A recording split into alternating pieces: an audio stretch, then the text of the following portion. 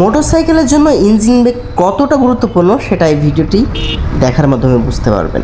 ভালো করে দেখুন বিষয়টা কি। এখানে আমি ইঞ্জিন ব্রেক যদি ইউজ না করতাম তাহলে হয়তো বা অ্যাক্সিডেন্ট কনফার্ম। তো বিষয়টা হচ্ছে আমি এখন মাহিদিয়ার দিকে যাচ্ছি, তো আমার গাড়ির গতি বর্তমানে 75 থেকে 76 আছে, এবং যখনই আমি বাজারের কাছাকাছি চলে এসেছি তখন 67 থেকে 68-র ভিতরে আমার কিন্তু বাইকের গতি আছে। এখনও দেখতে পাচ্ছেন 65-66 বাইকের গতি আছে। এখানে সামনে একটুখানি দেখুন, সামনে একটুখানি বামের দিকে তাকালে দেখতে পাবেন এখানে একটা ব্ল্যাক স্পট তৈরি হয়েছে। এখানে দেখতে পাচ্ছেন একটা ইজি বাইক রিক্সা, এই রিক্সাটায় ব্ল্যাক স্পট। ছাগল আসতেছে, আমি কি করলাম দেখেন, বোঝার চেষ্টা করুন, তারপরে বলছি। এখানে হচ্ছে প্রথমত আমি ইঞ্জিন ব্রেক করে স্পিডটা কমিয়ে দিয়েছি, সাথে সাথে যখন আমার গিয়ার পাঁচটা আছে সাথে সাথে কিন্তু ওখানে দেখলাম একটা শব্দ হয়েছে, আমি গিয়ারটা একটা কমিয়ে দিয়েছি, অর্থাৎ আমার 38 থেকে গতি 29-এ চলে আসলো, 38 থেকে 29-এ চলে আসলো। তখন আমি 4 নাম্বার গিয়ারে চলে এসেছি, তারপরে এগেইন আবার আমি কিন্তু টান দিয়ে চলে আসছি।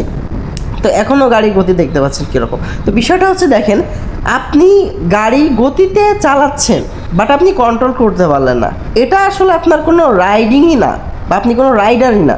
আপনি ততক্ষণ পর্যন্ত একজন ভালো রাইডার, তো সেটা হচ্ছে আপনার গন্তব্য শুরু করেছেন এবং শেষ পর্যন্ত আপনি ভালোভাবে পৌঁছেছেন এবং আপনার গাড়ির গতি সমতা বজায় রেখেছেন।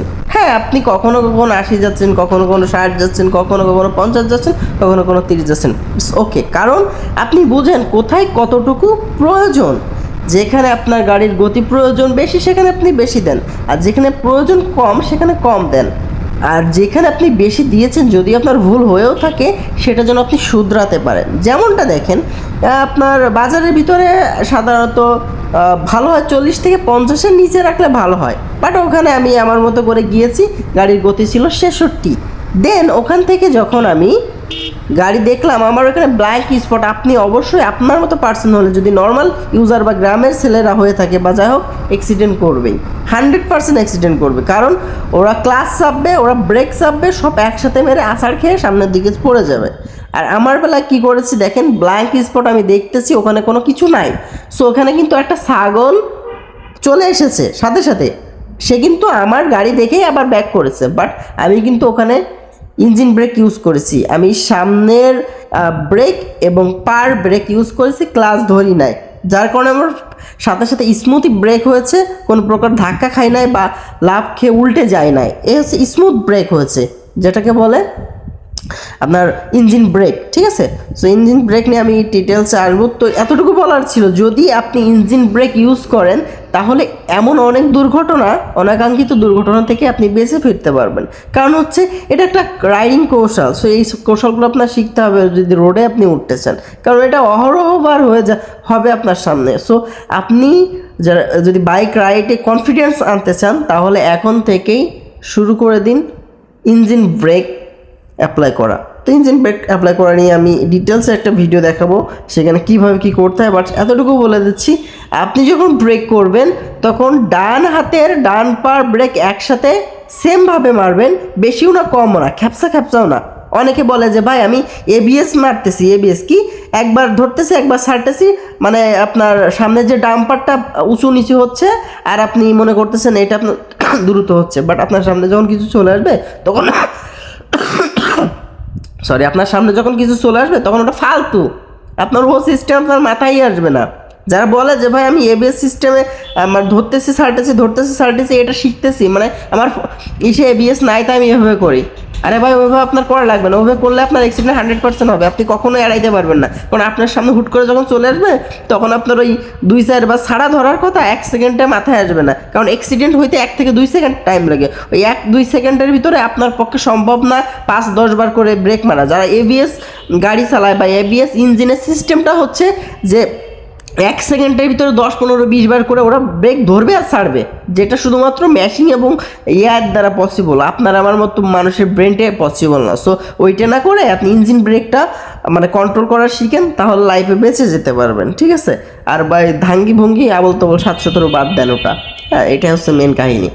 আর এবিএস নিয়ে আমি হাতের কন্ট্রোল নিয়েও দেখিয়ে দেবো, কারণ এখানে কিছু কিছু বিষয় জানার আছে, যারা সঠিক নিয়মে এবিএস না করতে পারবে। অনেকে দেখবেন যে সামনে হঠাৎ করে কিছু আসছে, স্টার্ট বন্ধ হয়ে যাচ্ছে। তার মানে কি হলো, আমার কিন্তু স্টার্ট বন্ধ হয়নি, আমি কিন্তু মুহূর্তে আবার রানিং চলে আসছে, আমার স্মুথলি চলে আসতে পারছি। কারণ কি, কারণ একটাই যে রাইডিং কৌশলটা জানি, কখন কোন সময় কোন গিয়ার রাখতে হবে, কখন আপনার হচ্ছে গিয়ার শিফট করতে হবে, অথবা কখন আমার ক্লাস ধরতে হবে, কখন ছাড়তে হবে, এই রাইডিংগুলো আমরা জানি।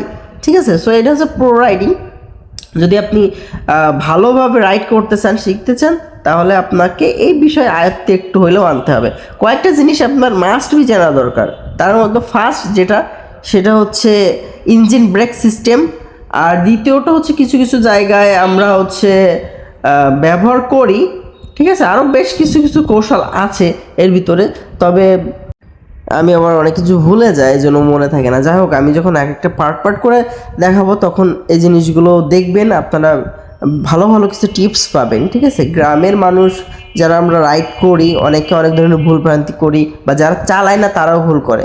যেমন আপনার যে দিক থেকে যাওয়ার দরকার, আপনার কারণে অ্যাক্সিডেন্ট হচ্ছে না, কিন্তু অন্য কারণের ভুলের কারণে অ্যাক্সিডেন্টটা করতেছে, এইগুলোও জানার ব্যাপার আছে। তো যাই হোক, এইসবগুলো নিয়েও কথা বলবো। তো এখন আর কথা না বাড়াই, ভিডিওটা এই পর্যন্ত, কি আপনারা ভালো থাকুন।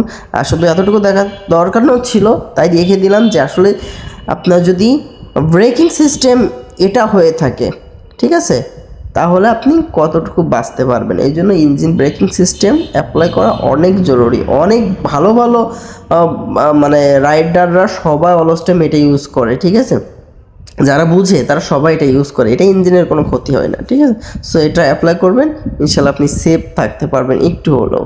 আর বাকি রোডে ঘাটে সতর্ক বজায় রেখে চলা, এটা সবারই উচিত, এই আর কি। তো ঠিক আছে, সব ভালো থাকুন, আর ভিডিও দেখতে থাকুন, লাইক কমেন্ট শেয়ার করতে থাকুন। যেহেতু এটা আমার নতুন পেজ, আগে তো অন্য পেজে ব্লগিং দিতাম, এই মোটো ব্লগিং, বাট এখন থেকে এই পেজটাই দিব, ওই পেজটা আর দিব না, এটা অন্য রিলেটেড দিব। তো ঠিক আছে, সব ভালো থাকেন, দেখাবেন নেক্সট ভিডিওতে। Thank you for watching my ভিডিও। বাই বাই, টেক কেয়ার, আল্লাহ হাফেজ, সাপোর্ট করবেন। এখন এমন কালার করে গেছে, মানে মিস্ত্রিটাই নষ্ট।